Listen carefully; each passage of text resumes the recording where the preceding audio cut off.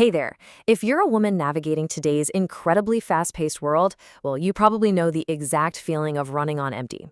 Between careers, families, ministries, and just the sheer daily demands of life, there is this intense pressure to keep up, to strive, and to constantly be producing something. So today, we're diving into an explainer of a deeply comforting, biblically grounded truth that speaks right into the heart of our modern hustle. We're going to explore the beautiful invitation God offers us in the book of Isaiah, specifically chapter 30, verses 15 through 18. Are you just exhausted by trying to hold everything together? I mean, it is a seriously heavy burden, isn't it? When challenges pop up, our immediate instinct is usually to try and fix our problems using our own speed, our own strength, and our endless lists and planning.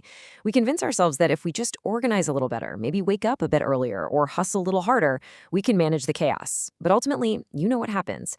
That relentless drive to be the manager of our own universe just leaves us deeply, soul-achingly tired. But here's the absolute best news. God offers a completely countercultural remedy to our exhaustion.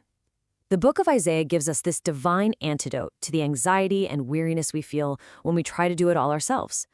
To give you some context, the prophet Isaiah is speaking to the nation of Judah here.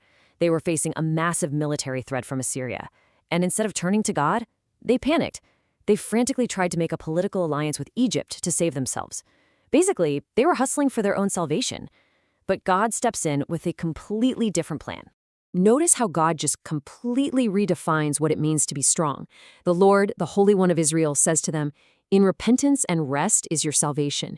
In quietness and trust is your strength." It's almost jarring to our modern ears, right? Strength isn't found in doing more, networking more, or definitely not worrying more. Instead, it's found in four very specific, gentle pillars: repentance, rest, quietness, and trust. Let's break down exactly what each of these really means for us today. Okay, let's look at the first of these pillars, repentance. Now, a lot of translations also use the word returning here.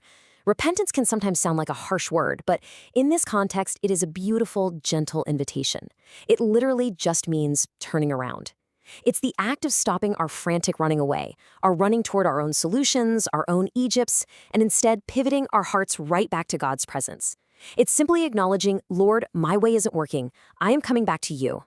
And that brings us to the second pillar, rest. Now, rest isn't just taking a quick nap or booking a day at the spa, though those are great. It is a profound spiritual posture. It's the active choice to cease our endless striving to produce outcomes. When God invites us to rest, He is asking us to deeply accept that He is the one in control, not us.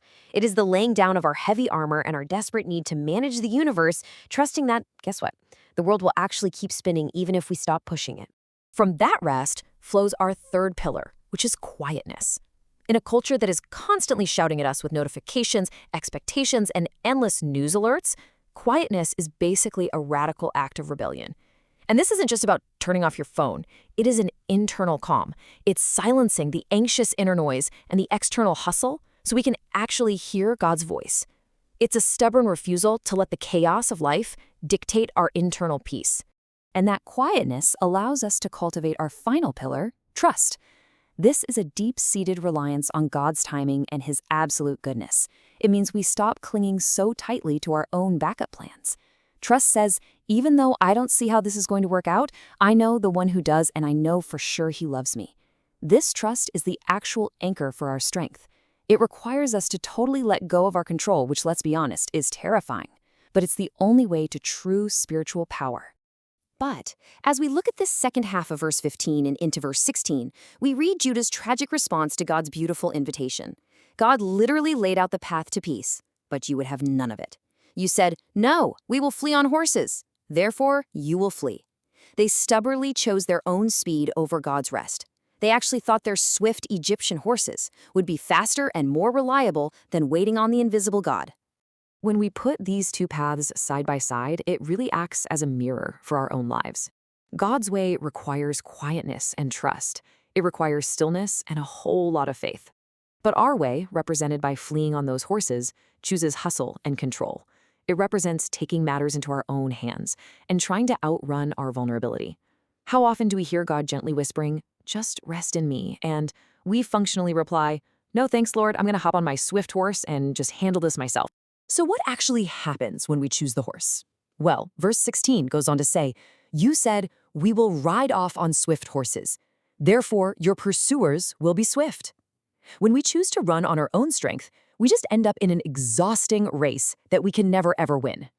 Choosing our swift horses of perfectionism, overworking, or chronic worry only leads to swifter pursuers. Our anxiety catches up faster, our stress multiplies. Ultimately, choosing hustle over trust always leads to deep spiritual and physical burnout. But right here, this is where the tone of the text takes a breathtaking shift. You would fully expect God to say, "Fine, run off on your horses and see how you like it. Don't come crying to me," right? But look at verse 18. "Yet the Lord longs to be gracious to you, therefore he will rise up to show you compassion." This is overwhelmingly comforting. Despite our stubborn striving, despite our constant rejection of his rest in favor of our hustle, God's response is shockingly gentle. The imagery here is just incredible. It's of a God who is waiting on the edge of his seat to love you. He literally longs to be gracious to you. He is eager for it. He isn't standing there with a wagging finger, angry at your hustle and your frantic mistakes. Actually, scratch that. He's really just waiting for you to get tired enough to stop running, so he can rise up and shower you with his grace and compassion. His heart toward you in your exhaustion is one of deep, tender mercy. The verse concludes with this beautiful promise: "For the Lord is a God of justice. Blessed are all who wait for him." Because he is a God who makes things right, which is exactly what justice means here, we don't have to fix everything ourselves. We are truly blessed, truly happy, and truly at peace when we finally stop running away on our horses and choose to wait on him. And remember, waiting isn't passive doing nothing. It is a highly active, faith-filled reliance on our incredibly capable God. So, what does this all mean for us today? How do we actually step off the treadmill? Well, here are 3 gentle, practical ways to lay down those burdens. First, pause your hustle.